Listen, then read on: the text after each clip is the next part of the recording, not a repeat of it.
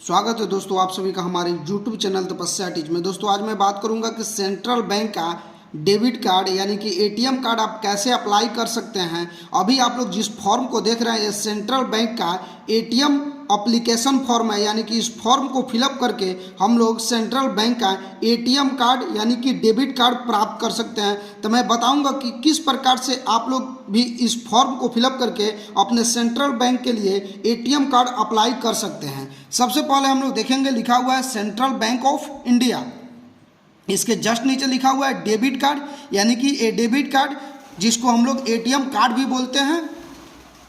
यानी कि इस फॉर्म को हम लोग फिलअप करेंगे तो डेबिट कार्ड का है तो या एटीएम कार्ड का है तो हमें प्राप्त होगा। शाखा जहाँ का होगा आप लोग क्या कीजिएगा, उस जगह का नाम लिख लीजिएगा। मेरा सुगौली का है तो सुगौली लिखिए है, अगर आपका पटना का होगा तो पटना लिखिएगा, मोतिहारी का होगा तो मोतिहारी लिखिएगा, दिल्ली का होगा तो दिल्ली लिख सकते हैं। उसके जस्ट नीचे आपको कुछ इस प्रकार से अपना नाम लिखना है, उपनेम, प्रथम नेम, मध्यम नेम। प्रथम नेम में आप राम तपस्या लिख सकते हैं, उपनेम में कुमार लिख सकते हैं या राम तपस्या कुमार, कुछ इस प्रकार से भी आप लिख सकते हैं। आपका जो नाम होगा नाम लिख लीजिएगा।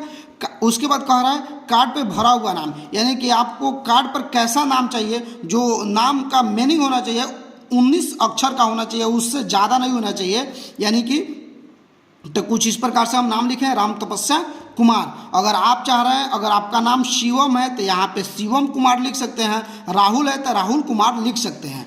उसके बाद आपसे पूछा जा रहा है पिताजी का नाम, तो आप अपने पिताजी का नाम कुछ इस प्रकार से लिख सकते हैं। इतना होने के बाद जन्म तिथि पूछा जा रहा है, आपका जो डेट ऑफ बर्थ है आपके आधार कार्ड के द्वारा उसको देख के यहाँ पे फिलअप कर दीजिएगा।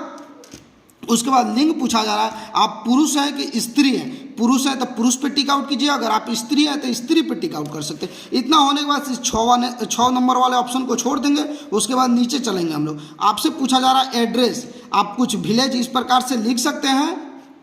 उसके बाद पोस्ट ऑफिस वगैरह लिख सकते हैं। आपका डिस्ट्रिक्ट जो है लिख सकते हैं, मेरा ईस्ट चंपारण है तो ईस्ट चंपारण लिखें। आपका जो होगा वेस्ट होगा तो वेस्ट चंपारण लिख सकते हैं। मुजफ्फरपुर होगा तो मुजफ्फरपुर लिख सकते हैं। पटना होगा तो पटना लिख सकते हैं। आपका जहाँ का होगा लिख सकते हैं। पिन कोड कुछ इस प्रकार से आपका जो पिन कोड होगा लिख सकते हैं। उसके बाद अस्थाई पता, इसमें आप सिर्फ 2 लिखकर छोड़ सकते हैं, यानी कि यह और यह दोनों एड्रेस अगर आपका सेम है तो 2 लिखकर छोड़ सकते हैं या सेम भी लिख सकते हैं। इतना होने के बाद यहाँ पे आपसे पूछा जा रहा है टेलीफोन संख्या, यानी कि आप अपना मोबाइल नंबर लीजिए। अगर आपके पास आवास का है या कार्यालय का है तो दे सकते हैं, नहीं है तो मोबाइल नंबर कुछ इस प्रकार से आपको देना है। मोबाइल नंबर देना एकदम अनिवार्य है। मोबाइल नंबर देंगे और चालू हालत में मोबाइल नंबर आप लोग को देना है, ताकि जो एटीएम कार्ड आएगा उसका जो पिन जनरेट करना होगा इसी मोबाइल नंबर पे मैसेज आएगा। उसके बाद ओटीपी गिरेगा, फिर हम लोग एटीएम का पिन जनरेट कर पाएंगे। उसके बाद अगर आपके पास ईमेल आईडी है तो ईमेल आईडी कुछ इस प्रकार से दे सकते हैं, नहीं है तो छोड़ सकते हैं। अब हम लोग कहाँ आगे बढ़ेंगे, यहाँ पे आपसे पूछा जा रहा है कि यानी कि आपका शाखा कहाँ का।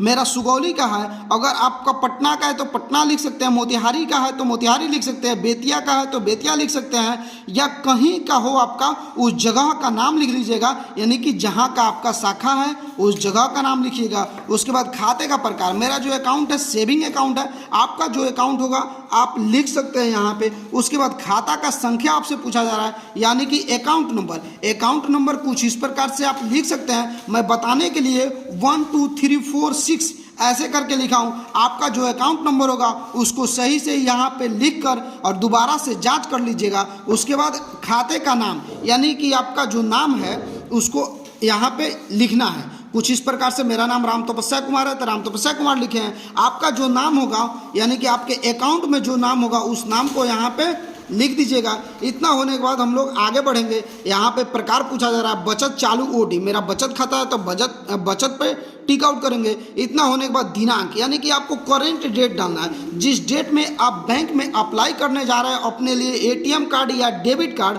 उस डेट को यहाँ पे आपको फिलअप करना है। तो आइए हम डेट डाल दिए हैं, कुछ इस प्रकार से आप भी डेट डाल देंगे। उसके बाद यहाँ पे पूछा जा रहा है आपसे नाम, आपका नाम क्या है तो नाम आप अपना लिख सकते हैं। उसके बाद यहाँ पे आपसे सिग्नेचर पूछा जा रहा है, आप जो बैंक खोलते समय सिग्नेचर किए थे सेम उसी प्रकार से आपको सिग्नेचर कर देना है, जैसे मैं किया हूं अपना सिग्नेचर आप भी कर सकते हैं। उसके बाद यहाँ पे आपसे पूछा जा रहा है आवेदक का हस्ताक्षर, कुछ इस प्रकार से आप अपना यहाँ पे भी सिग्नेचर एक कर सकते हैं। इतना होने के बाद फाइनली पूर्ण रूप से सेंट्रल बैंक ऑफ इंडिया का एटीएम कार्ड यानी कि डेबिट कार्ड के लिए फॉर्म हम फिलअप कर दिए हैं। इसके जस्ट नीचे हम लोग देखेंगे केवल शाखा उपयोग हेतु है, यानी कि इसमें कोई छेड़छाड़ नहीं करना है, यहाँ पे डेट वगैरह नहीं फिल करना है, क्योंकि ये शाखा में जाएगा तब वहाँ पे बैंक कर्मी फिल करेंगे। दोस्तों मैं उम्मीद करता हूँ मेरी दी गई जानकारी आप लोगों को अच्छी लगी है। अगर अच्छी लगी है तो कुछ इस प्रकार से आप भी अपने सेंट्रल बैंक के एटीएम कार्ड का अप्लाई कर सकते हैं।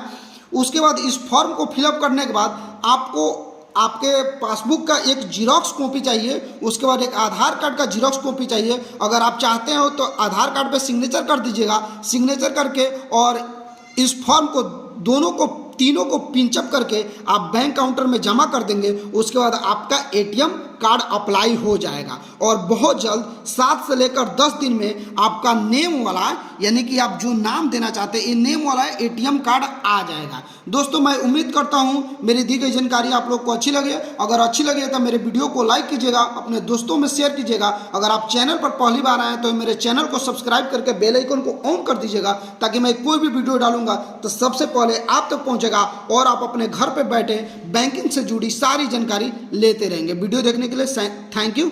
जय हिंद, जय भारत।